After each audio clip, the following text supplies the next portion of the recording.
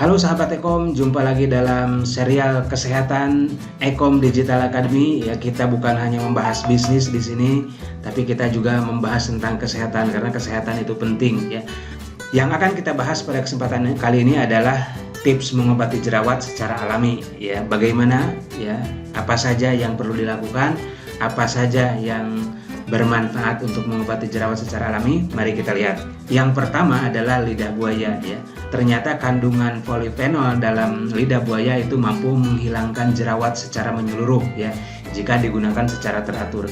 Caranya ya, ambil gel yang terdapat di dalam lidah buaya, kemudian gunakan seperti masker ya, diamkan selama 20-30 menit. Setelah itu bilas dengan air bersih. Kemudian yang kedua, putih telur ya.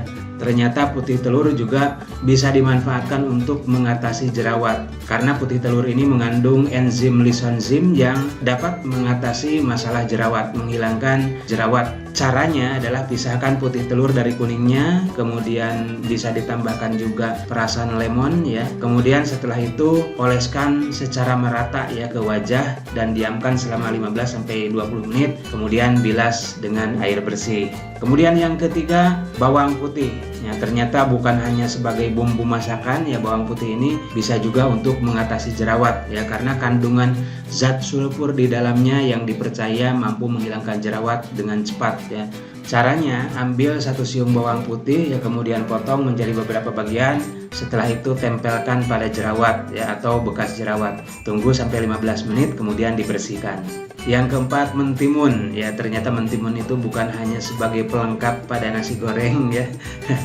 Ternyata bisa digunakan untuk mengatasi jerawat juga ya, karena selain memiliki antioksidan yang cukup tinggi, mentimun memiliki kandungan vitamin dan asam amino, dan inilah yang berkhasiat untuk mengatasi jerawat ya secara alami. Caranya ya, cukup gunakan mentimun ini sebagai masker ya pada kulit yang berjerawat ya secara teratur.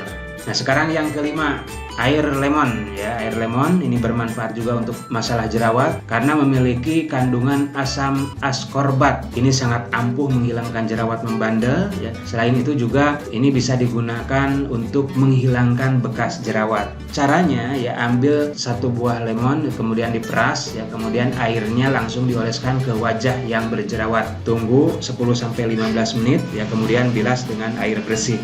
Dan sekarang yang keenam ya, alpukat. Alpukat ternyata bukan hanya untuk di jus ya, bisa dimanfaatkan untuk mengatasi jerawat juga karena kandungan vitamin E di dalamnya itu mampu menjadikan kulit lembut, mampu mengurangi peradangan juga ya dalam kulit yang berjerawat. Caranya, ambil daging alpukat itu ya, kemudian dihaluskan menjadi masker, tambahkan 1 sendok madu, lalu oleskan ke wajah secara merata. Diamkan 20-30 menit, kemudian bilas dengan air bersih. Nah, sekarang yang terakhir, spirulina dan klorofil. Nah, gabungan 2 kekuatan dahsyat ini sangat ampuh untuk mengatasi jerawat. Bukan saja untuk pengobatan luar, namun sekaligus dapat membersihkan akar masalah jerawat dari dalam tubuh ya. Nah, caranya, minum 3 kapsul spirulina sinergi setiap malam sebelum tidur ya.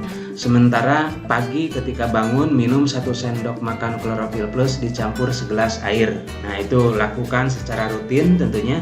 Spirulina dan klorofil juga bisa dimanfaatkan untuk masker ya. Ini bisa dilakukan 2 kali dalam seminggu ya. Caranya, 2 kapsul spirulina dilarutkan dengan setengah sendok teh klorofil plus ya, atau Anda bisa menakar secukupnya ya, diaduk ya. Kemudian oleskan secara merata pada wajah. Diamkan antara 20-30 menit lalu bilas dengan air bersih. Nah, itulah tips-tips untuk mengatasi masalah jerawat secara alami ya. Silakan Anda mau menggunakan yang mana ya, yang tersedia tentunya. Namun kalau saya sendiri memanfaatkan spirulina sinergi dan klorofil plus itu lebih asik ya, karena double kekuatannya dari luar dari dalam sekaligus ya, bisa dilakukan sehingga hasilnya lebih dahsyat.